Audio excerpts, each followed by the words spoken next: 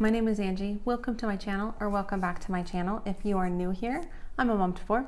I love to homeschool. I love to read good books, and that's what I love to share the most about on this channel. So thank you for stopping by. Today's video is a book haul video. I have picked up so many good books. I'm so excited to share them with you. They are all pretty much historical fiction. So I picked up a couple other books that are not historical fiction, but I'm going to save those for another haul. And I'm just going to call this my big historical fiction book haul. So let me hop in. The first one I want to share with you is called The Other Einstein by Marie Benedict. So this book looks so good. This is about Einstein's first wife. Her name was Mitza Merrick. So this is like the late 1800s. She was really bright, really gifted, and she wanted to study physics at an elite university in Zurich, and that is where she met Einstein. Most women during this time frame were just looking to get married, start a family, and she was not. She attended this university with only men in her department, and she proved to be just as smart as them, just as capable.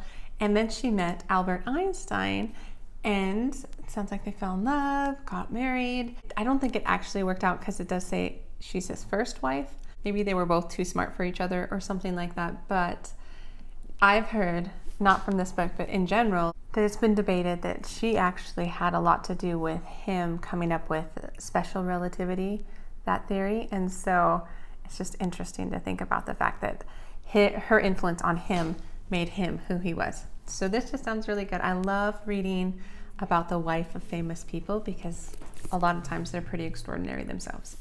The next book I want to share is this book, and I'm halfway, I think, and it's been really good. It's called The Pull of the Stars by Emma Donoghue. It's about the 1919 flu, and I've read As Bright as Heaven, and I loved it.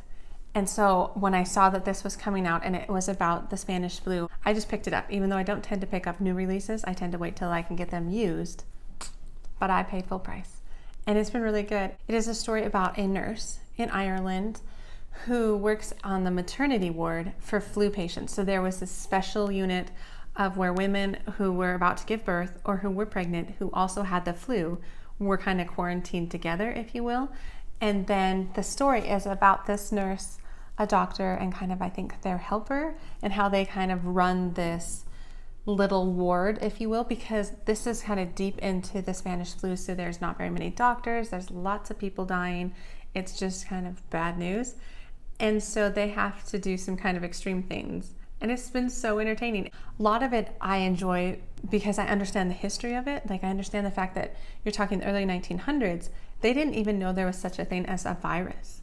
They were thinking it was a bacteria because they've identified bacteria and things like that. And so that's what they were expecting. And so you get to read some things in here where the doctor was doing like a autopsy, and they're like talking about the fact that we can't culture this bacteria. We can't even see it under a microscope.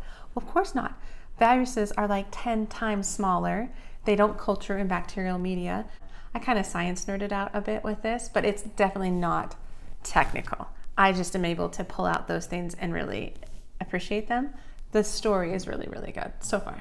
I mean, I can't tell you how it ends yet, but I'm enjoying it a lot. So this book I haven't heard much about, but it sounds so interesting. And so the book is called In the Time of Butterflies by Julia Alvarez. So this is set in the Dominican Republic in the 1960s during Trujillo's dictatorship. And this is about some sisters. So 3 sisters in particular that were coined the butterflies. And this is based off a true story. I forgot to mention that, which makes this book really even more interesting in my opinion. So these women were assassinated for their involvement in trying to overthrow the government. I believe they were caught after they had went to visit their husbands in jail. And then they became more a part of the underground revolution to overthrow the government or something like that. So they definitely took part in it. They weren't just married to people who took part in it. So these 3 sisters were known by the government and eventually assassinated by the government. So it just sounds very interesting. So interesting. I don't really know much about that time frame, Dominican Republic during the 1960s and all the unrest that was going on in that country. I vaguely know about it, but I haven't read anything about it. So I'm super pumped to pick something up. Okay, the next book I have seen around and I'm intrigued by. So it's called The Underground Railroad by Colson Whitehead. And I feel like he's written a lot of books, but I haven't read any of his books yet. So this will be a first for me. And this is about slavery. So this is about a woman in particular and another slave that attempt to escape via the Underground Railroad. And they do escape. And I think the story is about them escaping and then how they're trying to find freedom, but there's still people chasing them. There's these slave catchers, I think they were called, who went after people who they believed were running. I haven't read any historical fiction about the Underground Railroad, so I'm very curious about that. So I'm excited. I've heard he's just a wonderful author. So anyway, I picked up one of his books. So the next two on my list I have ordered, but their shipment has been delayed, but I'm still going to talk about them because they're historical fiction and I'm really excited about them. So the first one is The Library of Legend by Janie Chan. And this looks really good. And so this is kind of dubbed as a historical fiction with some fantasy elements in it, I believe. It's about a group of college students and staff and faculty from this university in, I believe, Japan or the far east end of China. End of the 30s, going into World War II. There's some threats of bombings around Japan, and so they're fleeing. They're fleeing the university, and they're actually fleeing on foot across China. And I believe they walk for like 1,000 miles or something like that. And they've been entrusted with some important documents. So they came from the university. So this university specialized in different things. I think it was like myths and folklore of China. And I'm not sure if they're being pursued or anything like that, but I know that they're entrusted with protecting some of these things. And it just sounds very interesting. I get a little bit of like Bear and the Nightingale vibes from it. I'm not sure. I could be completely wrong. The other book that is also late is called The Distant Hours by Kate Morton. I've read The Forgotten Garden by Kate Morton sometime this past spring, and I really liked it. So I've been wanting to pick up more of her books, and this one just sounded really good. So, like I feel like most Kate Morton books, it's dual timeline, multiple perspectives. It's about this woman who finds a letter that was lost gets to her eventually, and it talks about the fact that her mom was sent into the country during World War II to like this castle, and her daughter who receives this letter is very curious about what happened. So I think she goes to this castle, meets these sisters, and then starts to learn more about her mom, and even I think learn more about just maybe the secrets of the castle. There has to be secrets. It's a Kate Morton book. So I'm excited about that one. So the next book I'm gonna haul because I got really recently, but I've already read it. And that was We Were the Lucky Ones. This is by Georgia Hunter. I haven't even talked about it in my wrap-up yet, but I'm going to tell you I loved it. 5 stars. So good. This is a World War II story. A World War II story about a family in Poland, a Jewish family in Poland, and their struggles. So it goes through the perspective of all the different siblings, as well as the parents, as World War II starts and progresses all the way through. And it follows them in each of their individual stories, where the war took them. Some were just horrific places and they had to make horrific choices, and how everything kind of ends up at the end. And it was really good. It was very fast paced. I felt like I had to know what would happen. I was invested in definitely a number of the characters, maybe not as much in all of them. All their stories were interesting, but some of them I really resonated with. So I really, really like this, and I highly recommend it, especially if you like World War II. So anyway, I'm going to haul this book even though I've already read it. So good. So I picked up this book as well, and it's kind of a big book, but that's okay. It's called Beneath a Scarlet Sky by Mark Sullivan. So this is another World War II book about a boy, a teenage boy. Well, at least the story, I believe, starts when he's a teenager in Italy, and he doesn't really want anything to do with the war. And then I think village gets bombed or something, and so he gets kind of involved.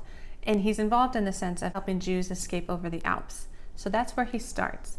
But then I believe his parents force him to enlist in the German army to just keep him safe, I believe. But he's just been helping Jews, and now he's enlisted in Hitler's army. It just is terrible. But what happens is that for some reason he becomes the driver of a really important man, an Italian commander that is like Hitler's third in command or something like that. And the man is very mysterious and not many people know about him. So he starts to spy on him and to help kind of the resistance. So it sounds really good, and I'm sure there's going to be some hard parts in it. Another one I picked up is another big book, but it's something I've been wanting to read for a while, and that is The Great Alone by Kristen Hanna.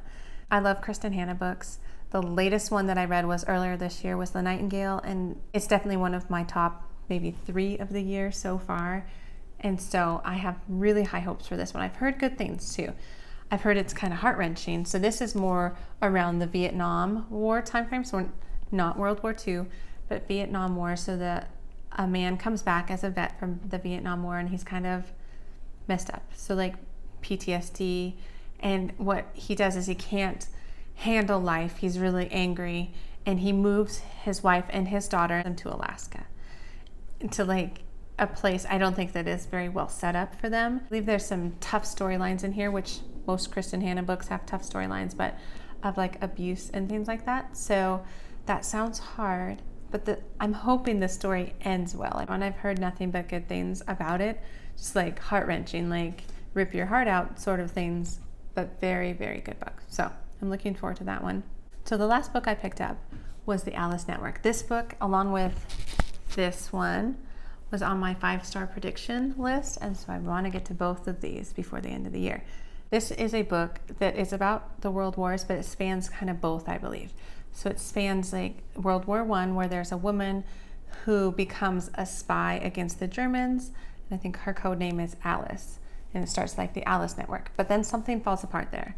And then there's also another timeline that's more World War II, but it's just post-World War II, so like the late 40s, I think. And there's an American girl who goes looking for her cousin that was lost in France during World War II. I think I may have messed all that up. I'm not sure, but it sounds really good, and I've heard good things about it, so I'm excited to get to this. I haven't read Kate Quinn, but I've heard really good things about her. I think she's written The Huntress or something like that. So anyway, that's the last book that I have hauled. So I guess I have hauled 10 historical fiction books, which just makes me so happy. I feel like historical fiction is just my go-to if I'm just like can't find something to read. I, for the most part, know I will love historical fiction. So I hope you found some that you haven't heard of. Like this one I hadn't heard of, and I'm super excited to get to it.